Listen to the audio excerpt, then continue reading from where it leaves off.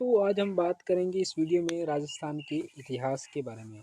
दोस्तों आप सभी को बता देता हूं कि आज हम बात करेंगे यहाँ पे अपने इस वीडियो के अंदर राजस्थान के इतिहास के बारे में। पिछले हम पॉलिटिकल के बारे में हम एक वीडियो पहले इस चैनल पर अपलोड कर चुके हैं दोस्तों। वहाँ पे आप पॉलिटिकल के आपके यदि कोर्स में पॉलिटिकल आ रहा है, पॉलिटिकल सब्जेक्ट है तो उसको ज़रूर देखिएगा, उसमें भी बहुत सारी जानकारी मिलती है। तो अब हम बात करेंगे राजस्थान के इतिहास की बैक टू बैक, एक एक हर वीडियोस के माध्यम से बैक टू बैक हम क्लास लेंगे और सारा सिलेबस कवर करेंगे राजस्थान के इतिहास के बारे में। तो चलो स्टार्ट करते हैं। सबसे पहले हम राजस्थान का इतिहास, और राजस्थान का इतिहास पढ़ने से पहले हम यहाँ पे एक चीज़ और जान लेते हैं कि यहाँ पे इतिहास के बारे में हम जान लेते हैं।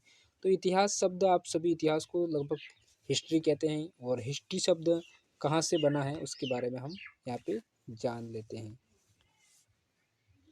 तो हिस्ट्री शब्द के बारे में हम जानेंगे यहाँ पे कि हिस्ट्री शब्द है जो ग्रीक शब्द से बना है। ठीक है, ये जो हिस्ट्री शब्द है वो अपने ग्रीक शब्द से बना है, और ये ठीक है।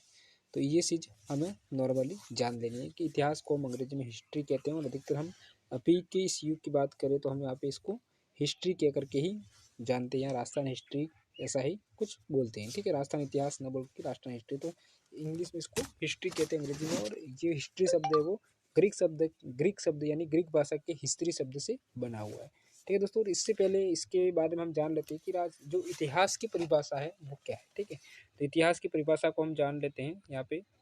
तो इतिहास शब्द की परिभाषा देखी जाए तो यहाँ पे इतिहास को जैसे कह सकते हैं हम, इतिहास हम देखते हैं तो सभ्यता काल से माना जाता है। ठीक है, सभ्यता में कुछ हमें लिखित साक्ष्य प्राप्त होते हैं, तो उनके माध्यम से हम कहते हैं कि ऐतिहासिक काल, प्रागैतिहासिक काल। इसी प्रकार से जो लिखित, जहाँ से हमें लिखित साक्ष्य प्राप्त हुए हो और जो पढ़े जाते हैं, पढ़े जा सकते हो, उन्हें हम जो सभ्यता काल के हो या पहले के हो उसे हम इतिहास कहते हैं। ठीक है, ये हमारी नॉर्मल इतिहास की परिभाषा हो गई। और राजस्थान का इतिहास दोस्तों माना जाए तो राजस्थान के इतिहास की बात की जाए तो वो है अपने यहाँ पे, राजस्थान के इतिहास की बात की जाए तो राजपूताना काल से मानी जाती है।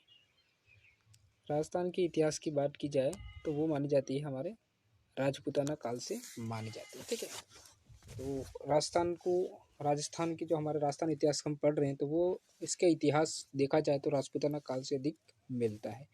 तो ये इसके बारे में बात कर लेते हैं। सबसे पहले हम यहाँ, ये हो गया हमारा प्यारा सा रंगीला राजस्थान। ठीक है, ये हमारा राजस्थान है, और ठीक है ये हमारा राजस्थान हो गया। ठीक है, इस राजस्थान के अंदर ये इसका आकार देखा जाए तो इसकी आकृति है ये जो कुछ इस प्रकार की है।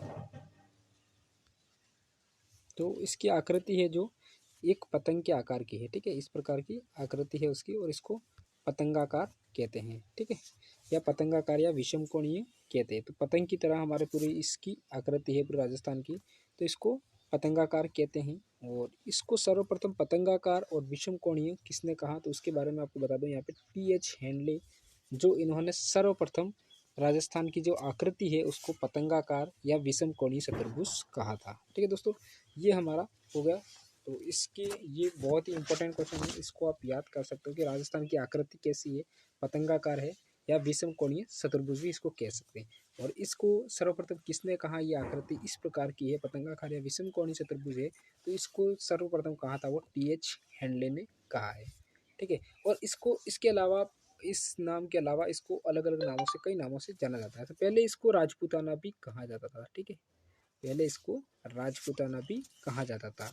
तो राजपूताना शब्द का सर्वप्रथम प्रयोग किसने किया उसके बारे में हम जाने तो राजपूताना शब्द का सर्वप्रथम प्रयोग किया था, इस शब्द का प्रयोग है वो सर्वप्रथम किसने किया, तो वो कहा जा सकता है कि यहाँ पे जॉर्ज थॉमस ने इसका सर्वप्रथम प्रयोग किया था। और वो कब किया गया था, 1800 ईस्वी में। ठीक है, 1800 ईस्वी में राजपूताना शब्द का सर्वप्रथम जो प्रयोग है वो किसने किया था, जॉर्ज थॉमस ने किया था। और वो कैसे किया था, तो मौखिक रूप से प्रयोग किया था राजपूताना का, वो जॉर्ज थॉमस ने किया था। ठीक है, ये हो गया। और इसके बारे में बात की जाए तो इसकी लिखित रूप से इसका प्रयोग किसने किया, तो लिखित रूप से जो प्रयोग किया था वो हमारे यहाँ पे बात की जाए तो विलियम फ्रैंकलिन द्वारा किया गया था। ठीक है, जो विलियम फ्रैंकलिन थे उन्होंने लिखित रूप से प्रयोग किया था राजपूताना का, और वो किस में किया था, तो उनकी एक पुस्तक थी जिनका नाम था मिलिट्री ऑफ मेलियर्स जॉर्ज थॉमस था। ठीक है, उनकी पुस्तक का नाम था मिलिट्री मेमोरियल्स ऑफ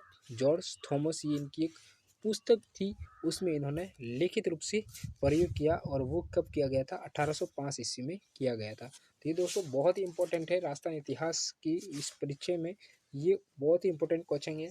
तो इसको आप सभी एक बार मैं फिर से रिपीट कर लेता हूँ इसका। तो इसका जो इस शब्द का जो प्रयोग है, जो राजपूताना का, सबसे पहले हम बात कर लेते हैं कि इसको, ये इसकी आकृति है वो कैसी है, तो वो पतंगाकार या विषमकोणीय चतुर्भुज है। इसके बारे में सर्वप्रथम पुष्टि किसने की थी, तो टी.एस. हैंडले ने की थी। ठीक है, इसके बाद में हम बात की जाए तो इसकी अलग अलग नामों से भी पुकारा गया है। तो सर्वप्रथम यहाँ पे एक राजपूताना नाम बहुत प्रसिद्ध रहा राजस्थान का।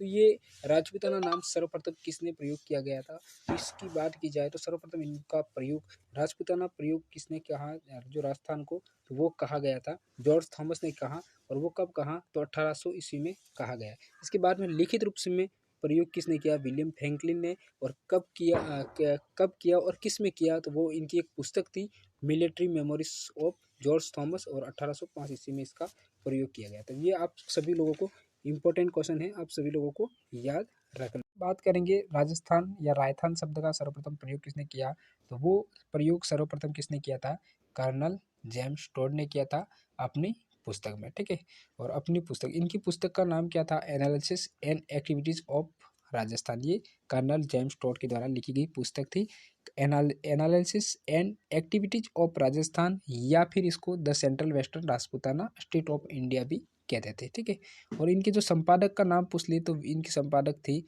विलियम क्रूक, संपादक थे इस पुस्तक के। ठीक है, इस पुस्तक के जो संपादक थे वो कौन थे, विलियम क्रूक इस पुस्तक के संपादक थे। कर्नल जेम्स टोड ने ये पुस्तक थी, ये वाली ये पुस्तक थी जो कर्नल जेम्स टोड ने अपने गुरु को समर्पित की थी। उनके गुरु का नाम था यति ज्ञानचंद्र को समर्पित की थी। तो अब बात करें इस किताब के माध्यम से, इस किताब के अंदर किसके बारे में बात या किसके बारे में जिक्र किया गया था, तो वो बात करें तो यहाँ पे इस किताब थी इनकी, इसमें इन्होंने 1832 ईस्वी में मेवाड़ या मारवाड़ की सरसा की थी। और 1829 में सामंतवादी 1829 ईस्वी में सामंतवादी जागीरदारी या भौगोलिक के बारे में चर्चा की थी। ठीक है, अब बात करें इनकी दूसरी पुस्तक की बात की जाए तो वो दूसरी पुस्तक थी पश्चिम भारत की यात्रा, यानी वेस्टर्न ट्रैवलिंग ऑफ इंडिया।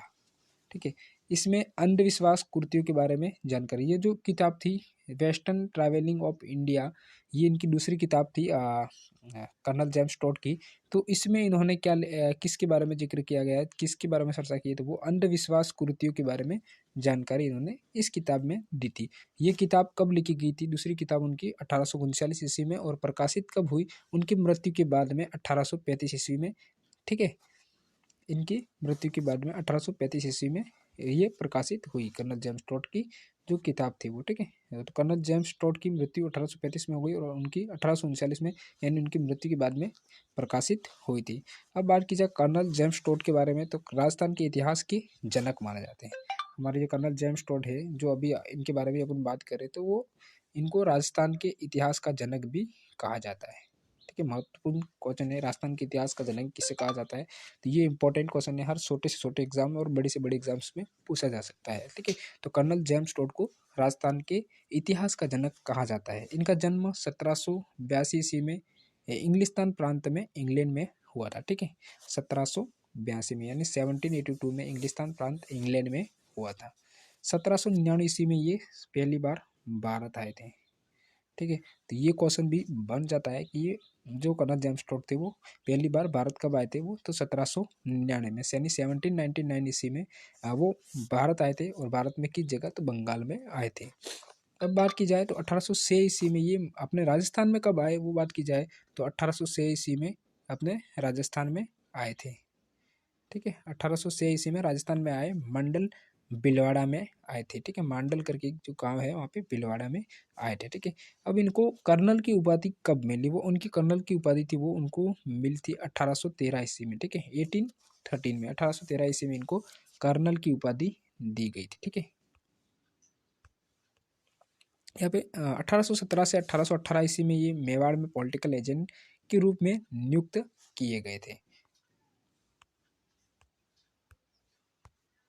अब आगे बात की जाए तो यहाँ पे 13 जनवरी 1818 ईस्वी में मेवाड़ के भीम सिंह सिसोदिया ने कर्नल टॉड के प्रयासों से ही ईस्ट इंडिया कंपनी के साथ सहायक संधि की थी।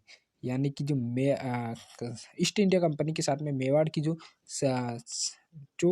जो संधि हुई वो किसने की गई थी, तो ये भी पूछ सकते हैं। तो ये किन के प्रयासों से हुई, तो ये भी कर्नल जेम्स टॉड के प्रयासों से ही हुई। और कब किसने की थी, तो वो भीम सिंह सिसोदिया ने की थी, जो वो मेवाड़ के राणा या राजा होंगे। तो ये यानी कर्नल जेम्स टॉड के प्रयासों से ही यहाँ पे 13 जनवरी 1818 ईस्वी में मेवाड़ के भीम सिंह सिसोदिया ने कर्नल टॉड के प्रयासों से ही ईस्ट इंडिया कंपनी के साथ में सहायक संधि की थी। अब बात की जाए तो यहाँ पे 1822 ईस्वी में कर्नल टॉड इंग्लैंड चले गए वापस। जो कर्नल जेम्स टॉड थे वो इंग्लैंड कब गए थे, तो 1822 ईस्वी में। इंग्लैंड जाते समय कर्नल टॉड ने, कहा जाता है कि मानमोरी शिलालेख को अपने साथ ले गए तथा समुद्र में फेंकवा दिया। यानी मानमोरी का जो शिलालेख था वो कर्नल जेम्स टॉड थे वो अपने साथ ले गए थे, पर जाते जाते समुद्र में फेंकवा दिया गया था। 1835 में इनका देहांत होता है और इन्हें राजस्थान में घोड़े वाला बाबा भी